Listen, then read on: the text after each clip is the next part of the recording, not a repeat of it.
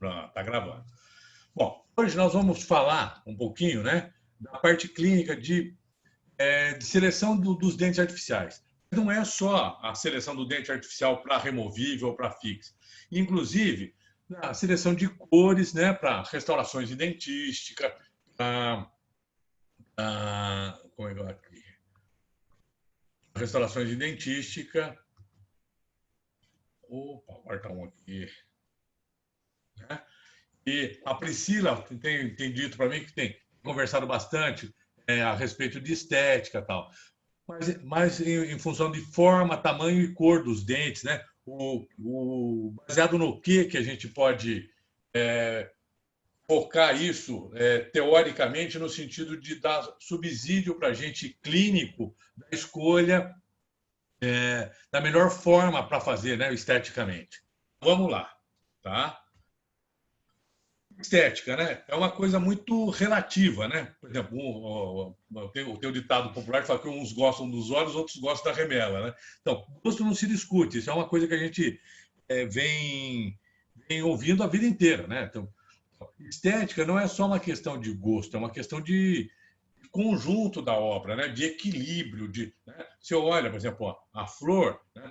O cara pode até não gostar dessa flor em particular, ou acha a rosa mais bonita, mas todas elas guardam uma forma de pétala, ou se for um outro tipo de flor, tudo tem o seu equilíbrio a se tornar. Quando você pega uma flor dessa já despetalando, você fala, nossa, tá caída, né? Tá sofrida. Esteticamente já não tem o mesmo resultado. Isso não quer dizer que isso não tenha sido bonito. Hoje, na odontologia, né, tem a HOF, né, que é a harmonização orofacial. Tem muita confusão, muita controvérsia na hora de falar da harmonia orofacial. Né? Perguntava, você é favorável, contra? Como é que a gente vê isso? A briga com o Conselho Regional de Medicina? É da área da atuação do dentista? Não é da área da atuação do dentista? Né?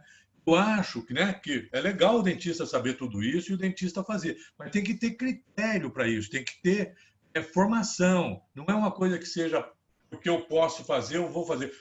A gente tem visto muita bobagem feita em nome do lado mercantilista, eu quero ganhar mais dinheiro, vou fazer isso. O belo, né, o esteticamente belo, tem ciência no meio também, né? Não sei se vocês conhecem, né? É uma estátua do Rodin, né? O pensador do Rodin.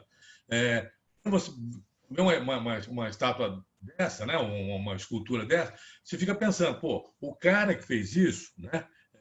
Ele tem uma sensibilidade artística grande, é um artista, né? Não é que ele tem uma sensibilidade artística grande.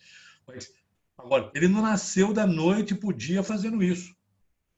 Ele mesmo sendo um artista renomado e tal, ele levou anos construindo a habilidade dele para poder esculpir.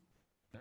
Por exemplo, esse cara, fazer a musculatura, né, batida desse jeito, ó, né, esses contornos todos, o cara estudou anatomia. Ele tem que ter prestado atenção. Se ele não tiver uma base anatômica, ele não faz. Porque não brota, as coisas não brotam. Né? Por que eu estou falando isso? O dentista, para fazer a harmonização orofacial, beleza. Mas antes disso, ele tem que lembrar que ele precisa saber anatomia. Né? Onde passam nervos, onde passam vasos, traços, linhas de expressão. Tudo isso o cara tem que saber. Agora, isso a gente aprende muito pouco. São 6 meses no curso de graduação. Então, a formação nossa em anatomia não sou um anatomista. Né? A gente vai conversar com quem é da anatomia, a Marília, né? O pessoal da doutora Berta, que ficou um tempão com a gente, o Rossi, eles são anatomistas. Né? Quer dizer, o cara tem uma visão diferente daquilo. Né? A gente aprende alguns conceitos da anatomia, vai estudar o cadáver dissecado e tal, para aprender. Agora, se você vai se enveredar por isso, você tem que se aprofundar no sentido de ter esse conhecimento para poder falar de estética. Parece que estética é algo assim, é estética. Né? Então, tem muita ciência para fazer estética, muita ciência, muita. Né? Então, não é uma coisa que brota. O cara tem um senso estético de artista, como diz o Pio XII no poema dele lá. A gente pode ter o senso, mas para trabalhar com isso, você tem que desenvolver, você tem que estudar. Né? Vou frisar a frase: tem muita ciência atrás da estética, muita. Né? Você vê uma construção do Oscar Niemeyer, né? O cara, para chegar naquilo, o cara estudou arquitetura uma vida, né? Para fazer as curvas, fazer os projetos dele. Olha a Catedral de Brasília, é uma coisa linda, né? É uma obra de arte. Mas parar aquilo de pé, né? Aquele monte de concreto de pé, não é para qualquer um. Né? Então não adianta achar que tudo é bonito, tudo, né? O fato de ser bonito não tem ciência atrás. Né? Esse cara aqui é um cara contemporâneo do Leonardo da Vinci, o Leonardo de Pisa. Né? Ele tinha um apelido na época dele, né? Leonardo de Pisa, e o pessoal conhecia ele por Fibonacci. Né? Ele era um matemático, um cara observador da natureza. Né? Não sei se vocês já ouviram falar da sequência de Fibonacci. Né? Da sequência de Fibonacci. O que Fibonacci falou? Ele foi percebendo, estudando números, fazendo ciência para a época. Hoje você pode falar, isso é aritmética, é uma coisa simples. Mas a percepção dele, isso por volta do ano de 1500, né? Ele percebeu que aquilo acontecia, certo? E começou a perceber que na natureza aquilo ocorria daquela mesma forma. Né? Então, é de um senso de observação, de um critério científico brutal. Né? Então, não é o cara teve uma inspiração e anunciou a sequência dele. Né? Então, o que ele falou? Olha, se você fizer uma sequência de números, não sei se vocês têm um caderno, alguma coisa, mas se você fizer a sequência, por exemplo, começar com o número 1. Né? Se você somar o número 1 ao número imediatamente depois, vai ter 2. Se você somar o 2 com o 1, você vai ter 3. 3 com 2, vai ter 5. 5 com 3, 8. 8 com 5, 13. 13 com 8, 21. Assim sucessivamente. Né? Ele põe o número, soma com o antecessor, põe, soma com o de trás. Né? Então vai ficar uma coisa mais ou menos assim. Ó. 1, 2, 3, 5, 8, 13, 21, 34, 55, né? Sempre ele vai somar o de trás com o anterior. 2 com 1, 3. 3 com 2, 5. 5 com 3, 8. 8 com 5, 13. Sucessivamente. Sucessivamente. Tá? E o que ele percebeu? Quando eu divido 2 por 1, 1 por 1 dá 1. Eu dividi 1 por 1 dá 1. Eu dividi 2 por 1 dá 2. A partir daqui, eu dividi 3 por 2 dá 1,5. 5 por 3 dá 1,6 e qualquer coisinha. Se parar na primeira casa decimal, dá 1,6. Se eu dividir 8 por 5, vai dar 1,6 alguma coisa. Assim sucessivamente, com pequenas variações na segunda, terceira, quarta, quinta casa decimal. Tá? Agora, na primeira casa decimal, na primeira casa depois da vírgula, vai dar 1,6 sempre. É uma constante isso. Né? Toda vez que você guarda essa proporção, você tem um resultado igual. Aí esse nome ele chamou de segmento áureo. Segmento áureo. E daí ele extrapolou esse conhecimento. A natureza. Né? Natureza. O segmento áureo, toda vez que você mantém essa proporcionalidade, né, de 1,6, né, um segmento para o outro, o olho humano tende a achar aquilo esteticamente bonito. Então, por exemplo, a largura do incisivo central superior é 1/16 da largura da distância bizigomática do paciente. O osso zigomático de um lado, o osso zigomático do outro. Tem um ponto craniométrico aqui que chama zígio. A largura do incisivo central do paciente deve ser 1/16 da distância bizigomática, bisígio. Né? Você fala, que legal, então tudo bem. De repente, na natureza, eu tenho a mônica, que tem o dentão desse tamanho. O dentão da mônica não é 1/16 da distância bizigomática dela. Tanto que ela é conhecida por dentuça. Ela foge do padrão. Você tem um padrão, O olho humano aceita aquilo como esteticamente agradável. E tem um padrão que foge. E quando foge, você bate o olho, está fora. Você não precisa fazer a conta. Agora, ele fez a conta, ele deu base científica para isso. Né? De repente, você tem um paciente que tem os dentinhos todos fininhos, cheios de diastema. Você olha e fala, pô, não, isso não está proporcional. Né? Na estética, eu vou aumentar o contorno, fazer umas dentísticas para aumentar, fazer um sobrecontorno do dente, puxando o dente um pouquinho mais largo, fechando esses diastemas. Tem para fazer. Mas como fazer isso e proporcionalizar isso? Baseado nessa teoria do Fibonacci, e toda a ciência da estética vem se desenvolvendo em relação a isso. O comportamento dos planetas na Via Láctea guarda essa proporcionalidade. Tá? Se você pegar a flor do girassol, a florzinha do girassol, né? Lá no centrinho dele, ele tem a coisa, o crescimento dele guarda essa proporção. Ele vai crescendo de dentro para fora, sempre nesse. 2, 3, 5, 8, 13, 21, 34, 55, 89, 144, e vai crescendo. Né? Ele segue a sequência. Quando você bate o olho naquilo, você fala, pô, chama atenção. O olho humano aceita isso como belo, né? Como esteticamente bacana.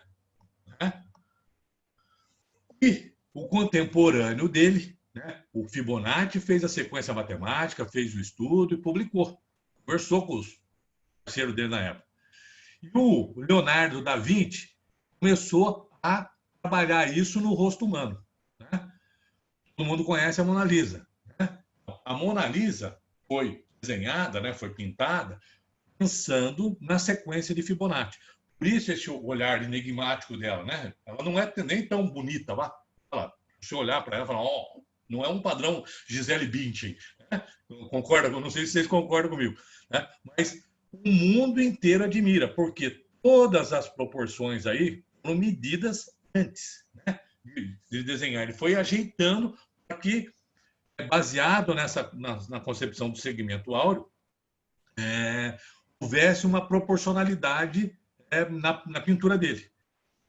E, a partir daí, a ciência vem compilando isso, copiando e compilando. Ela vai entendendo isso. E quando a gente está fazendo restaurações, quando a gente está fazendo uma corometalocerâmica, uma prótese total, né, a gente tem que buscar essas referências no nosso paciente para poder reabilitá-lo. Opa, volta aqui. Volta aqui. Um outro trabalho, né, do Leonardo da Vinci é o Homem de Vitrúvio. Né? O que é o Homem de Vitrúvio? É o trabalho de Fibonacci aplicado ao corpo humano. O que o Leonardo da Vinci, como anatomista, fez? Ele começou a dividir, né, o tamanho do antebraço. Está pulando isso aqui. Volta. O tamanho do antebraço pelo braço. Né? Quando ele divide o tamanho do antebraço e do braço, mantém essa proporção de 1,6. Né? O tronco e da cabeça, do fêmur e da perna. Ele vai sempre mantendo essa proporção. O corpo humano busca guardar a proporção áurea. Né? Agora, você tem indivíduos que são extremamente longilíneos, né? Altão, e outros mais chatolinha. Isso foge do padrão. Né? O padrão que eu estou falando para você é o padrão estético, né, que está lá. O que segue. Agora, se eu tiver que reconstruir, eu vou buscar essa proporcionalidade. O cara pode ser um gigante, certo? Mas ele pode ser proporcional. O antebraço dele dividido pelo tamanho do braço mantendo a proporção. A despeito dele ser muito grande, ele está fugindo da média, ele continua proporcional. Eu estou dividindo, se eu dividir 5 por 3 é uma coisa, se eu dividir 144 por 89 é outra. Os segmentos têm tamanhos diferentes, mas a proporção entre eles continua valendo. Né? E isso é aplicado não só na odontologia, na construção civil também. Isso aqui é o projeto, né, da ponte estaiada em São Paulo, aquela que aparece na janelinha da Rede Globo todo dia lá, né, na Marginal Pinheiros. O engenheiro que fez, eu tive acesso ao projeto, porque eu tenho irmãos engenheiros, tal, e eles me deram o institucional da firma, e eu peguei de lá. Né, tem autorização para isso. Mas o mastro da ponte estaiada, em São Paulo, é o mastro vitruviano, é um xão que troca. Se você dividir o pé da ponte por isso aqui, vai dar 1,6, tá? É proporcional, ele mantém aquilo lá, né? Então, ele vai trabalhando, né? Agora, por que todo mundo que olha para a ponte estaiada em São Paulo acha bonito? Aqui nós fizemos, estou de frente para ela, né? A ponte do Colinas aqui. Né? O olho humano aceitar aquilo bonito, ele tem que guardar uma certa proporcionalidade. Por que as duas colunas da ponte guardam essa distância e não outra? Se o arco ficar muito aberto, se o arco ficar muito fechado, o olho humano não vai achar aquilo agradável. Né? A altura for. Então, tem que manter isso. Lógico que ninguém vai ficar fazendo continha na boca do paciente, né? Para chegar. Mas a gente tendo isso na cabeça, a gente sabe, né? Aqui, ó, a ponte estaiada em São Paulo já com os mastros e com os estais dela, né? Já esticadinhos e tal. Né? O que foi pensado? Na realidade, colocou o mastro aqui, depois do mastro, ele distribuiu os tabuleiros das pontes. Né? Os tabuleiros das pontes. Quando você olha isso, ficou bonito, por quê? Porque tudo guarda a proporção lá do nosso amigo Fibonacci, né? Lá de 1500. De lá para cá, a coisa não mudou. Agora, a gente fazer odontologia, fazer harmonização orofacial, fazer né? Qualquer atividade que queira devolver a estética, a gente tem que ter esse conceito arraigado. Isso está padrão, isso está batendo com a normalidade do paciente. Então, se eu colocar... Agora, se o paciente foge daquilo, eu posso corrigir para aquela fuga dele. Então, eu vou acertar, esse caso, aquele paciente individualmente. Mas, no grosso, se eu mantiver essa proporcionalidade, né, o caso vai ser favorável. Eu vou ter sucesso nisso que eu estou fazendo. Tá? Se tiverem alguma dúvida, pode perguntar. Tá? Aí entra, né? A gente estuda lá na prótese total, dimensão vertical de oclusão, dimensão vertical de repouso, tal. Decora a formulazinha e vamos fazer. Tá? Como é que vai fazer? É desse jeito que faz. Mas muitas vezes a gente fala que é daquele jeito, mas não entende o porquê que chegou naquele resultado daquela formulazinha. Né? Como que foi observado isso? Né? A dimensão vertical. Olha lá. Se eu dividir, né, o canto da comissura labial e da comissura do nariz, eu tenho uma proporcionalidade do rosto do paciente. Tanto no sentido horizontal como no sentido vertical. Distância bipupilar, relação ao tamanho do dente, né? Essa distância do terço superior da face, do terço inferior da face, olha lá, 1,618, 1. Mantém essa proporcionalidade. Né? Então, lógico que nós não precisamos mais fazer essas contas. Agora, o que eu estou querendo falar para você é o seguinte, essas contas foram feitas, né? E a gente sabe que é baseado na sequência do Fibonacci. Eu tenho uma base científica, né? Eu posso me apoiar a dar um resultado clínico para o paciente. Né? Por que tem gente que faz próteses bonitas e tem gente que faz próteses... Tem gente que molda, manda para o protese nunca viu o rosto do paciente. Ele não sabe se é homem, se é mulher, ele faz o dente do mesmo jeito. E o cara vai lá e instala. Então, tudo bem. A chance disso ficar esteticamente agradável é muito pequena. É muito pequena. O que eu estou querendo dizer para você? Clinicamente, é extremamente importante na clínica essa percepção do clínico na hora de aplicar conceitos. O conceito vem da base teórica que ele desenvolve ao longo da vida clínica.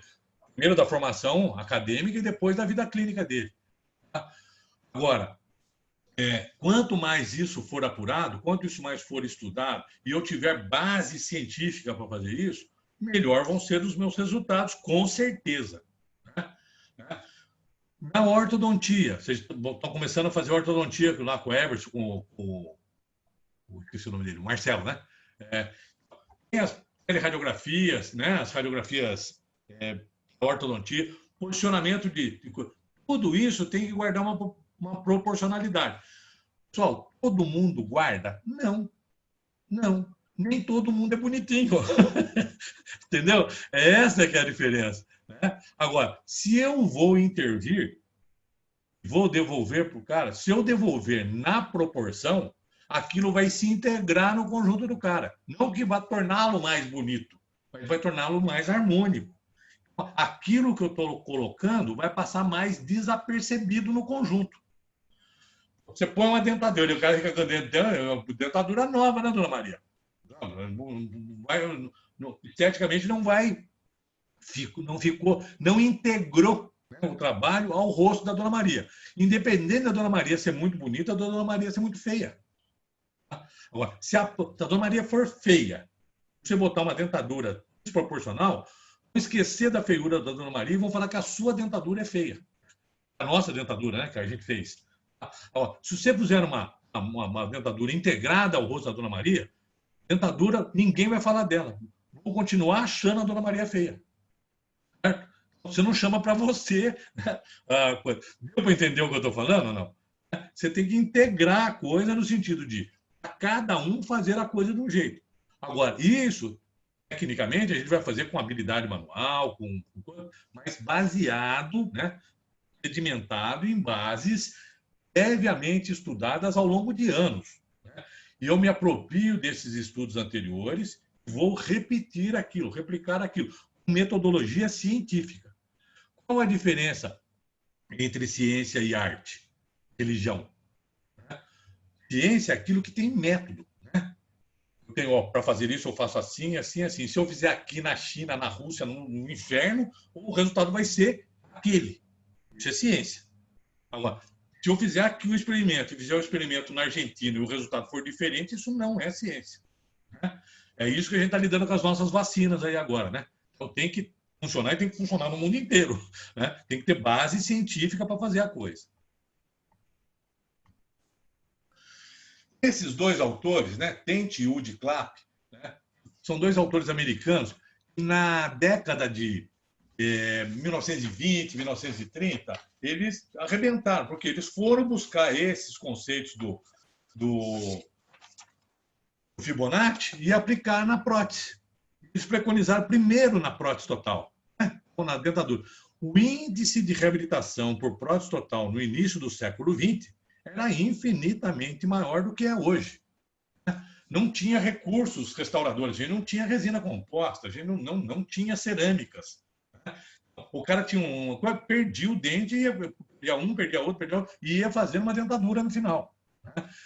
Era comum pacientes com 18, 19 anos de idade estar usando dentadura. Era muito comum. Da cultura, né? E nos casamentos, né? Normalmente o pai da noiva dá um dote para a noiva casar. Isso culturalmente lá atrás, né? Então, tinha aqueles dotes de casamento entre famílias e tal. Muitos dos casamentos no início do século, no Brasil mesmo, né? O pai, quando a noiva já tinha uma dentadura, né? O pai já tinha pago uma dentadura para uma menina de 17, 18 anos de idade, já usando uma dentadura, ela já ia com o dote. O marido não ia gastar com dentista para fazer uma dentadura. Isso, culturalmente, existiu menos de 100 anos atrás. 80 anos atrás, funcionava assim.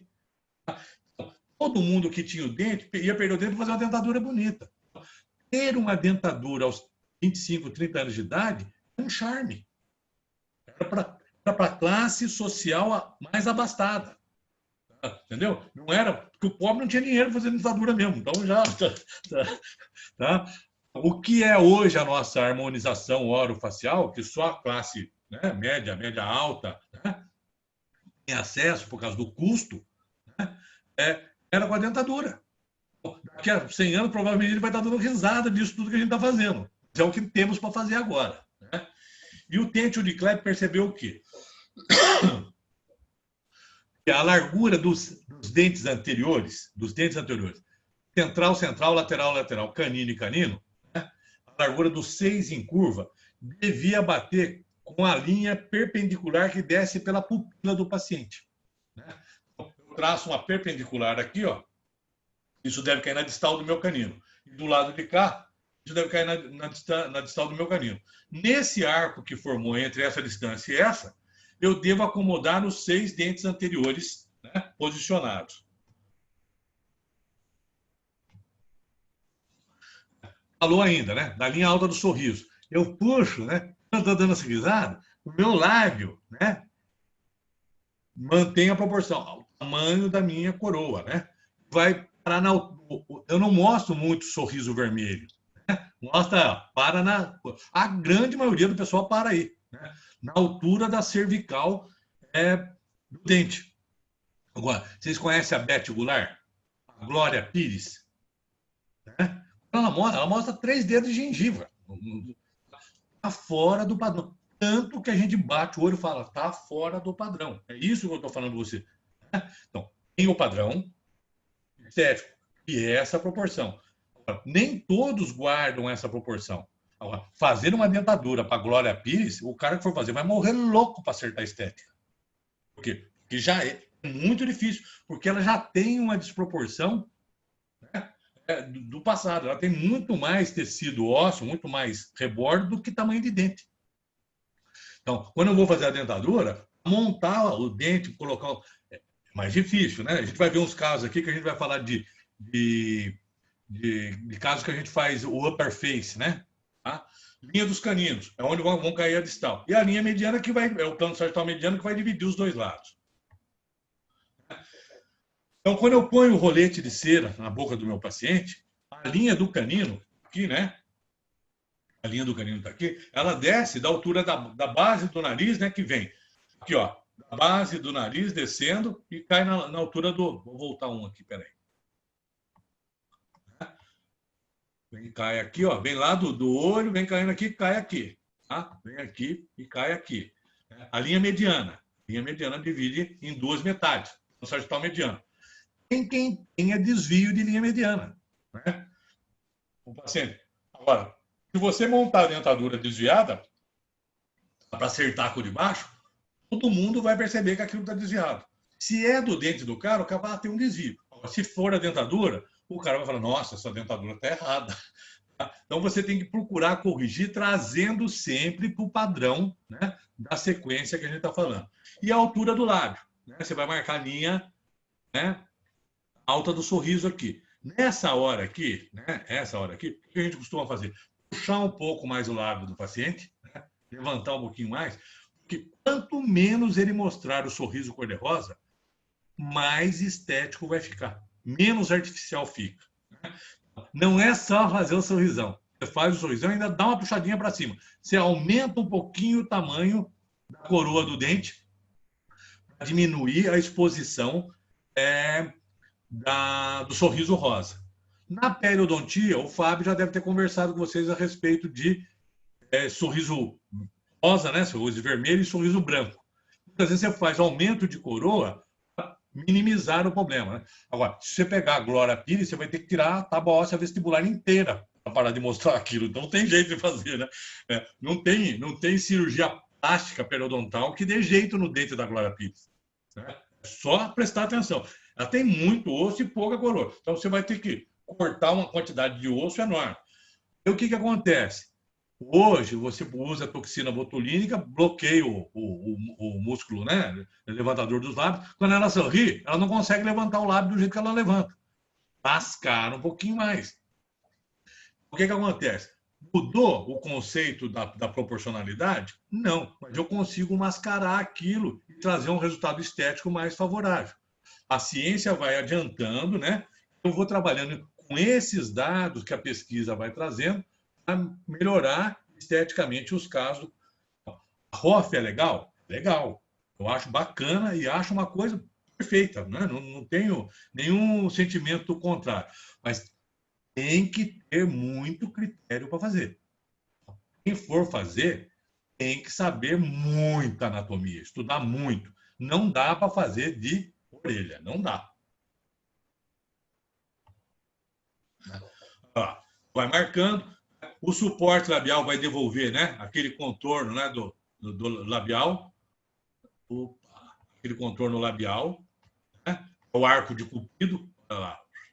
Né? A flechinha do anjinho do amor. Né? Estou vendo a quantidade de lábio inferior, o vermelho do lábio, né? Marcando a linha mediana aqui. Né? Marcando, olha lá.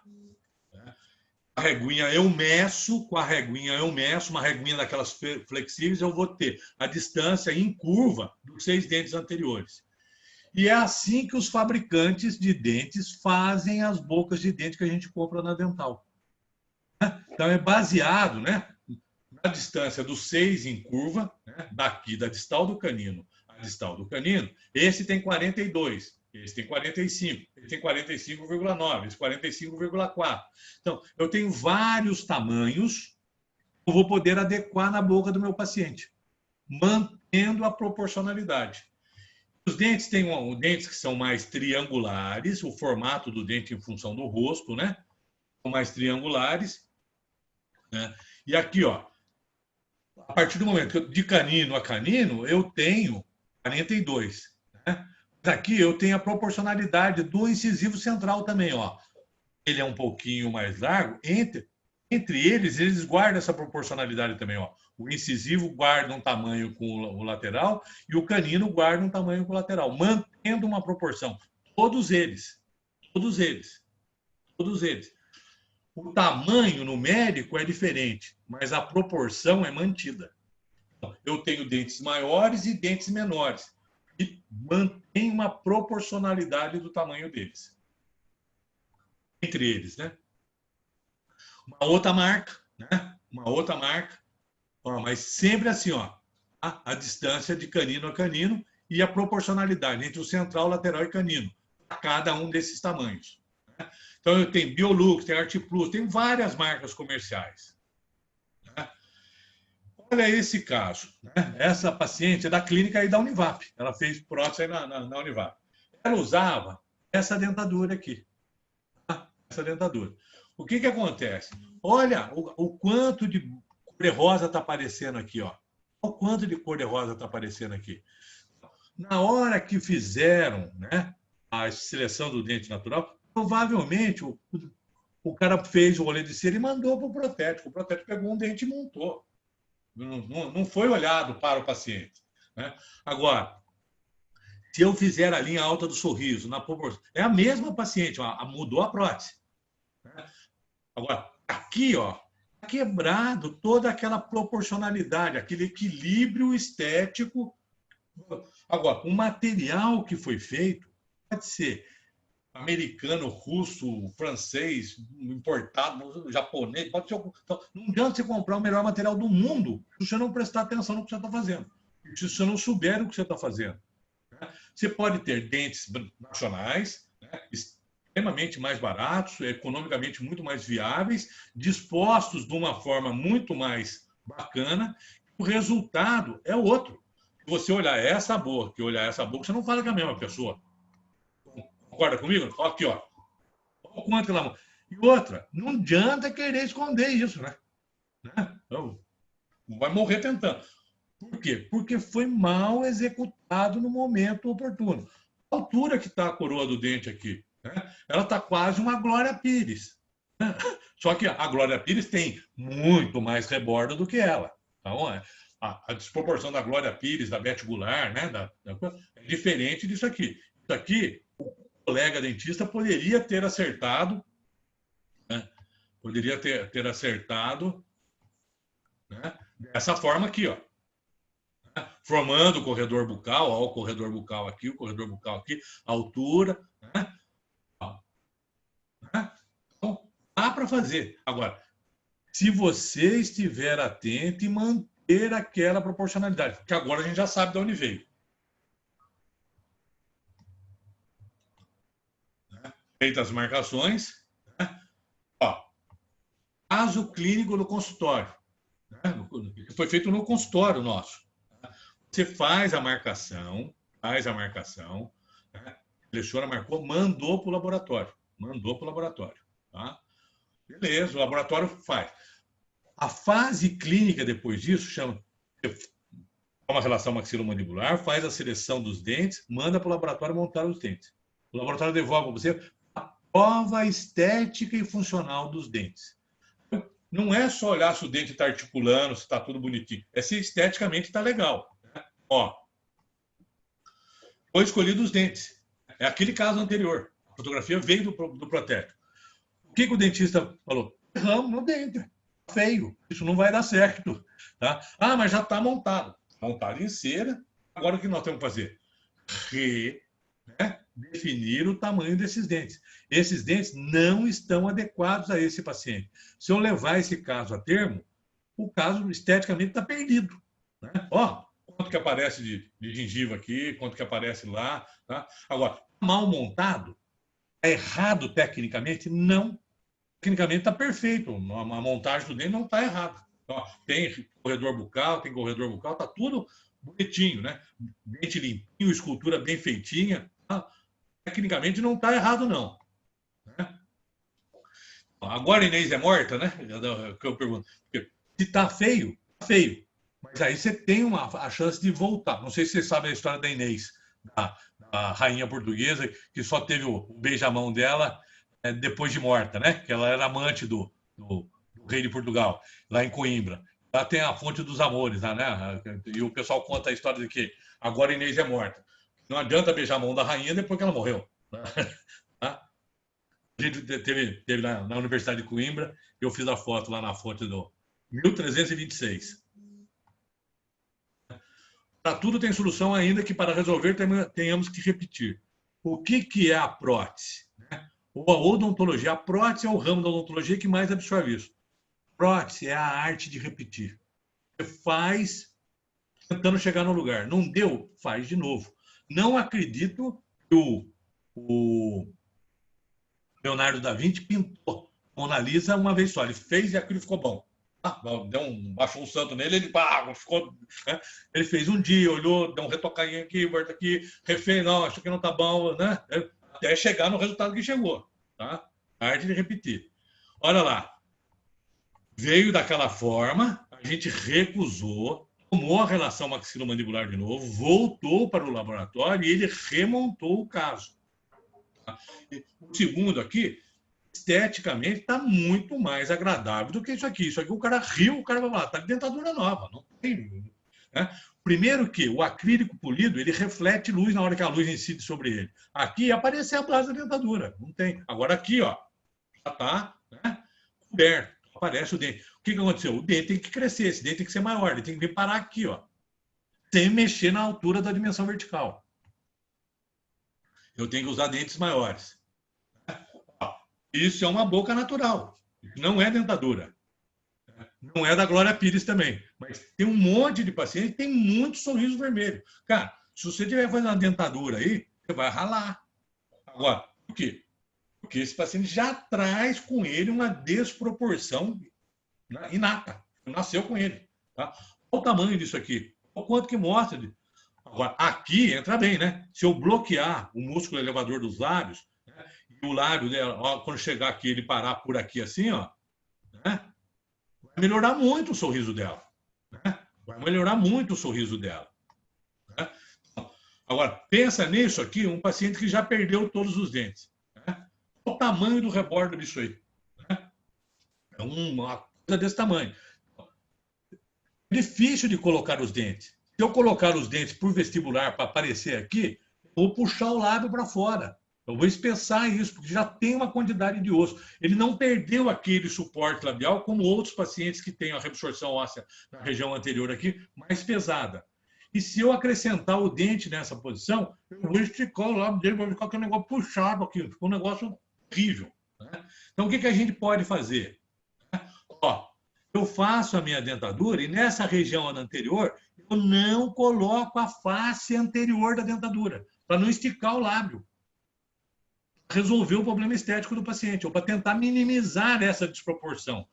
Esse tipo de prótese a gente chama de upper face. Ah, legal. Tudo dá para fazer assim? Não. É só quando o cara tem muito osso, mas muito osso. E que aquilo vai... Normalmente a gente usa a face vestibular da dentadura para devolver o suporte labial. Nesse caso, ele tem o osso